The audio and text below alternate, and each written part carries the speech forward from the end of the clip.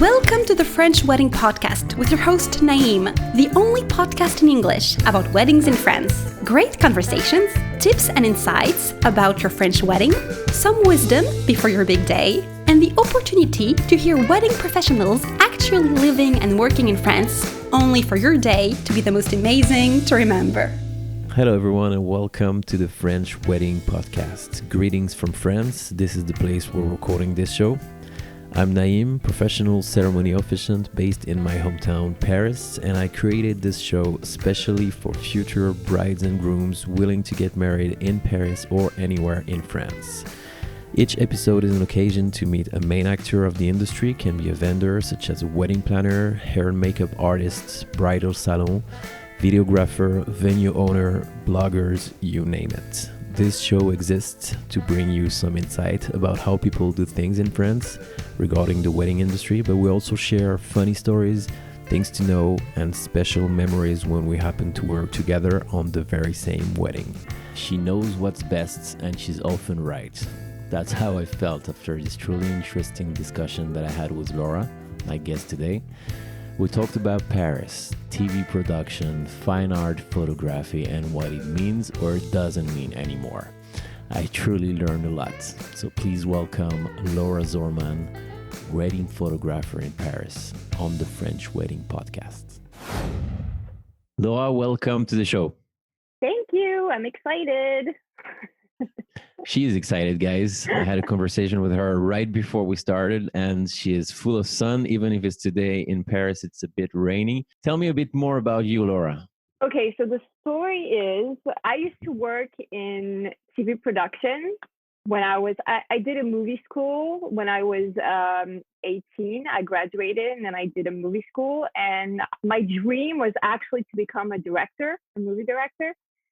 And then I was like, it's just too hard. I don't think I want to do that. It's just too hard. It's too complicated. And then I switched and I told myself that I would be a really great assistant director. And I actually did that. I did that for a few years. I did some internships on movies and TV shows, and it was a lot of fun.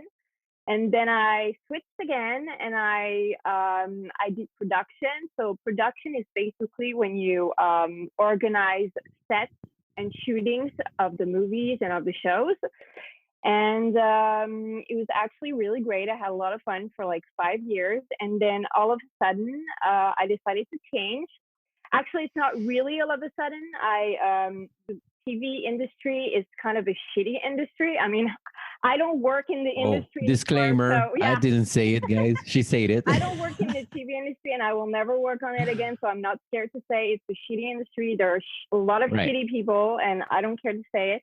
And that was also a problem, is that I'm very honest and I'm not afraid to say, like, you're an asshole. I don't want to talk to you anymore. I don't want to work for you anymore. And it was kind of a problem because, you know, I did it as I said it as I saw it. And I was kind of like fed up of all the hypocrisy and everything. And I was like, I want to be my own boss, you know?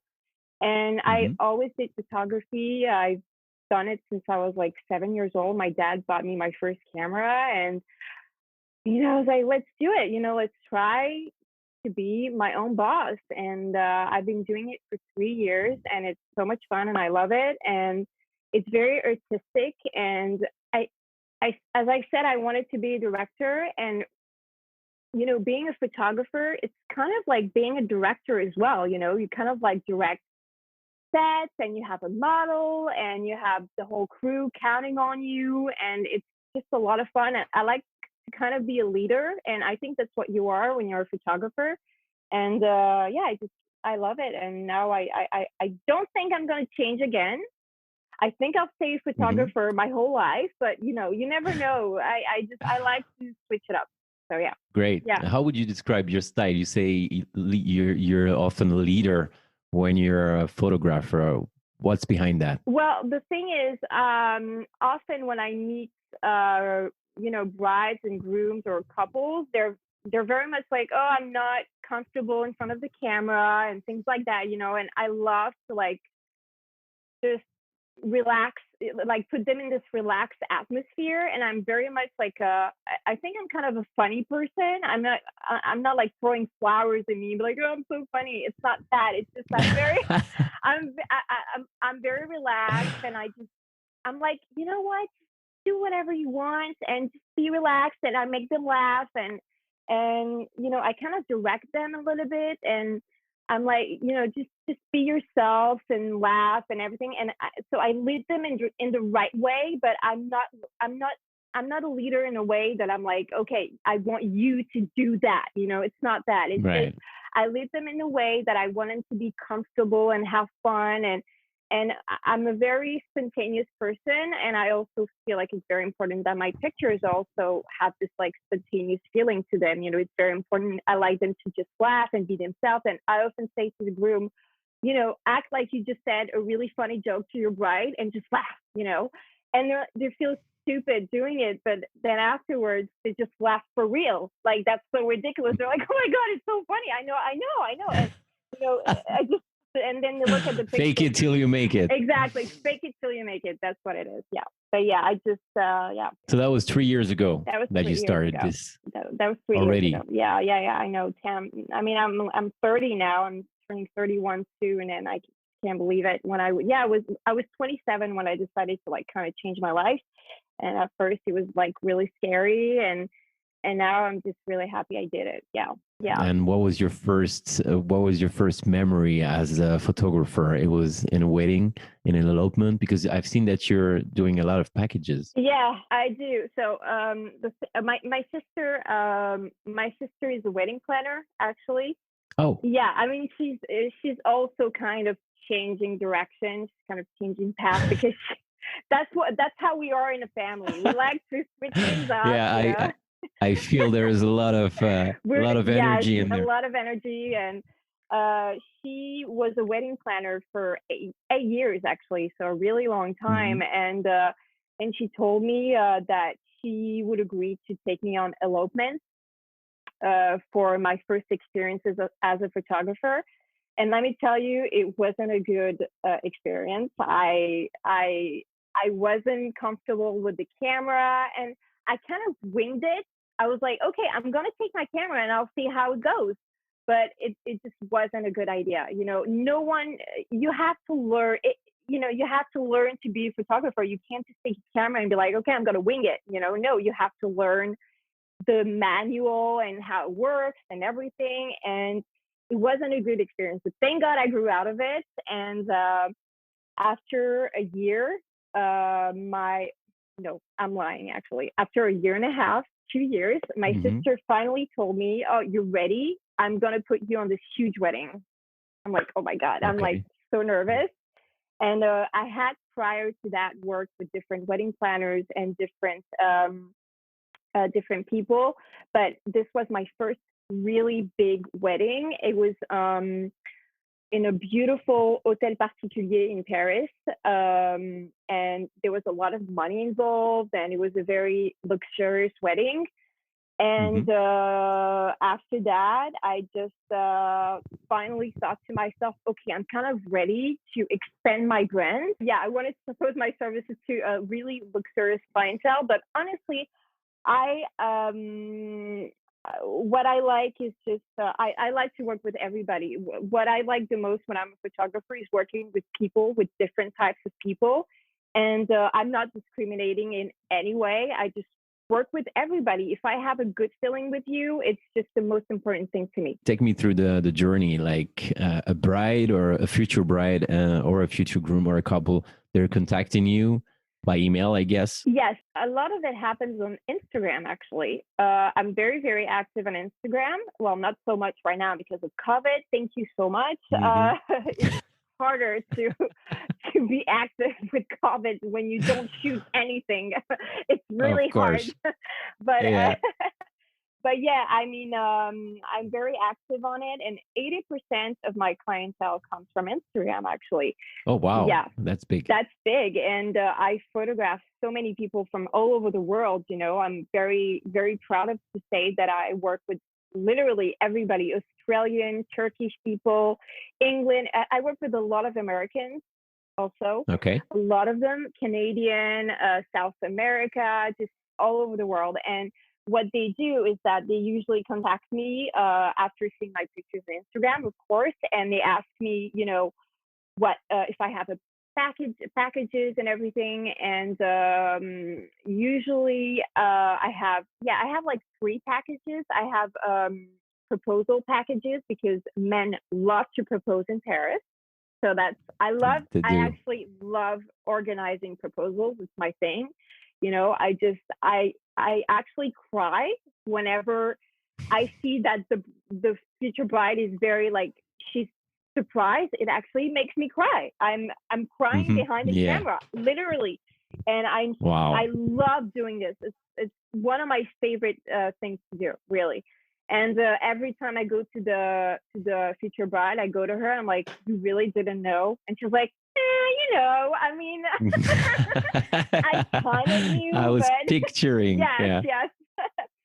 But yeah, so usually I have the proposal packages, and then I have the 2 hours packages, and then the 1 hour. Those 3 are the ones that work the best. So they're contacting you. They're asking you if you're available. They do, yeah. They ask me if I'm available, and then we book a date. Usually, it's when they're from like Canada or United States or whatever. It's usually pretty late in the future, so they're like, "Okay, I'll be here in 6 months," But I don't care. I block it. I just if it's in a year, I block it too. And of course, I ask for a deposit of like 50% of the sum to block the date, because I cannot block it if I don't have like something that proves me it's going to happen. I have to have a deposit, and otherwise it's a lost date for me. And actually, I had a lot of this during COVID. A lot of people came to me and they're like, okay, what do I do? I mean, I can't come to France right now. And I had like 4 people come up to me and be like, can I get my money back? And I'm like, okay, I can give you 2 options. Either I can give you your money back. That is not a problem. Of course. I mean, it's like crazy circumstances right now. I'm not going to be like, okay, I'm keeping your money. So either that, or I can give you a voucher, and the voucher is available indefinitely. So if you come in a year or 2 years, it will still be available. And I actually, like 4 people on the 5 people, they told me, okay, let's do a voucher. So I had exactly the same system. I think it works out best. Yeah, me too. And I think it's, people are really nice because they actually told me, like, you're a little vendor, and I know that's what you do for a living, and it's all you do for a living. I don't have a side job personally, unfortunately, but they're very respectful to that. They're like, I respect your job, and I know that right now the tourists, everything, it's just going crazy right now, and nothing is happening. So it's really nice of them to think of us that way. So what plans do you have in the future? What projects are you excited about? Oh, I'm very excited about 2 of them, actually. I shot my first inspirational shoot a month ago. Yeah. And I actually finished working on it like a half hour ago. So, yes. Do the math. Okay, got it. It took me a whole month to work on it. I'm still. Where did you shoot? We shot at Hôtel Marois. Okay, I don't know it. It's an hotel particulier in the center of Paris, near the Champs-Élysées. Okay. And it's kind of like a mini Versailles. Really, it's gorgeous. Great name. It's so beautiful. And I did my first editorial shoot there, and I'm very, very happy, very excited, very stressed, very anxious, because I'm never satisfied with the shoot I do. So I look at it and I'm like, I guess it's okay, okay. Yeah. So I still think it's good, but I thought I shot it to some people and they're like, what are you talking about? It's amazing. But I can't, as a photographer, be like, oh yeah, I'm so good, it's great. I'm just not objective that way. So, but I'm also very stressed because I'm going to try to send it to blogs.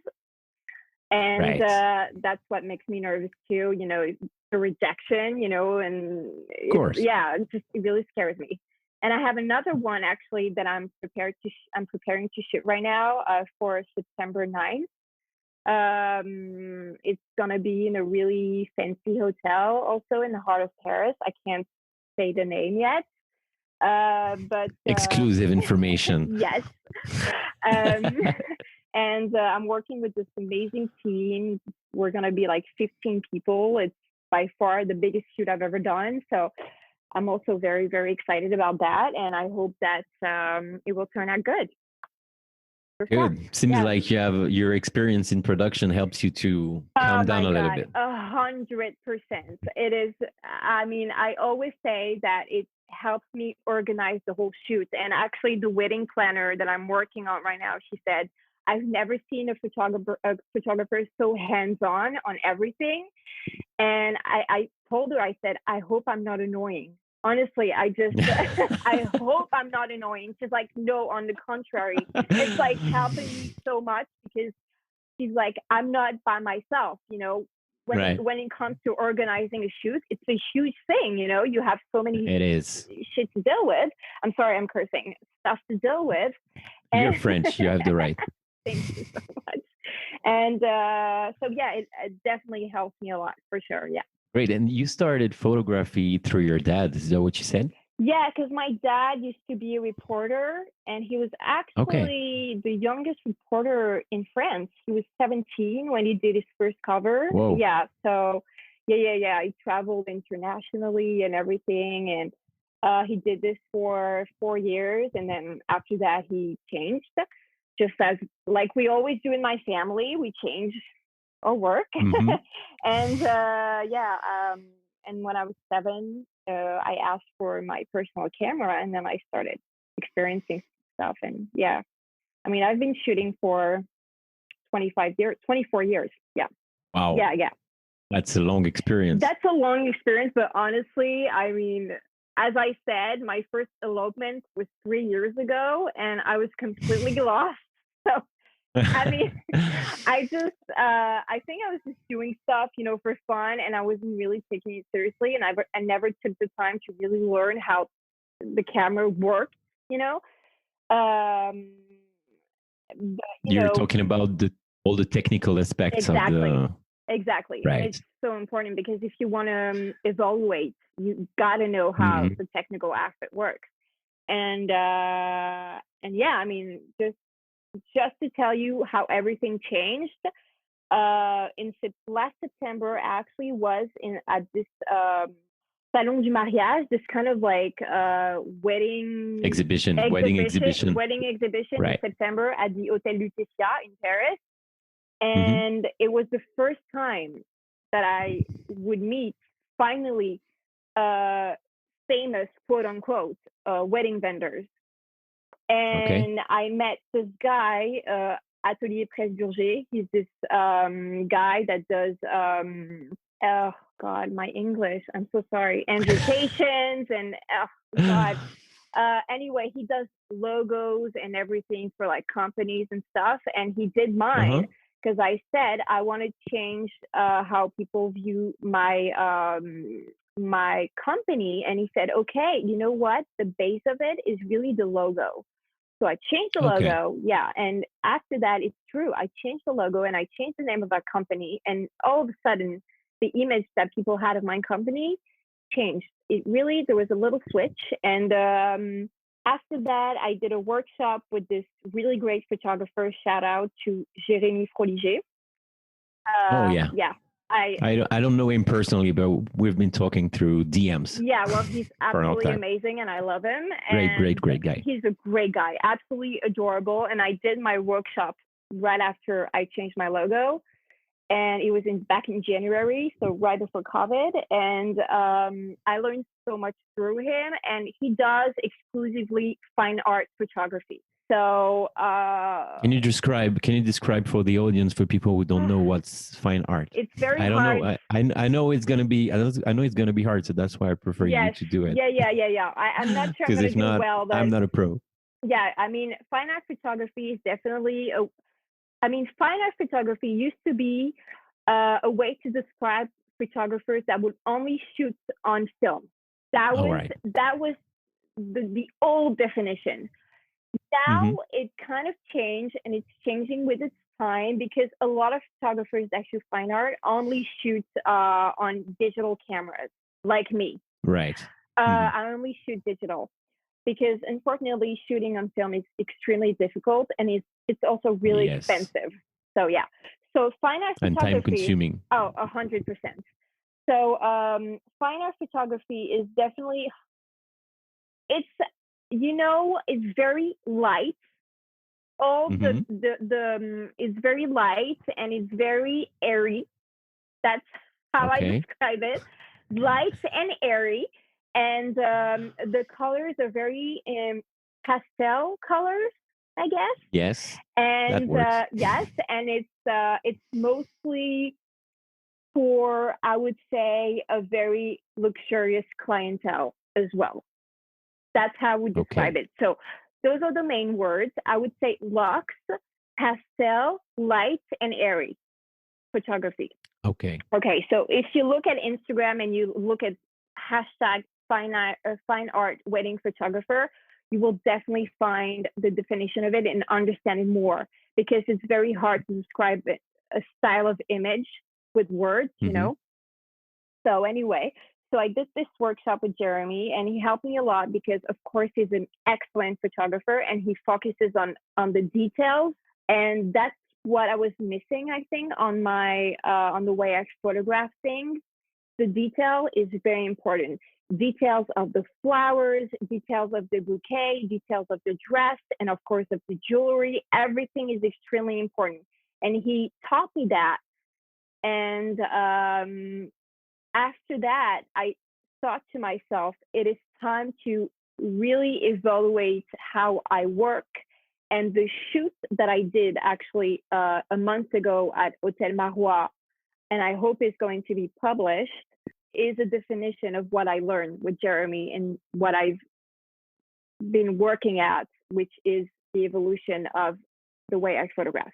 Because this fine art thing is looks like, just going back to it, it looks Sure. like a thing. Like, you're not the first person to talk to me about this, Yes. and seems like a lot of people want to include it in their wedding day.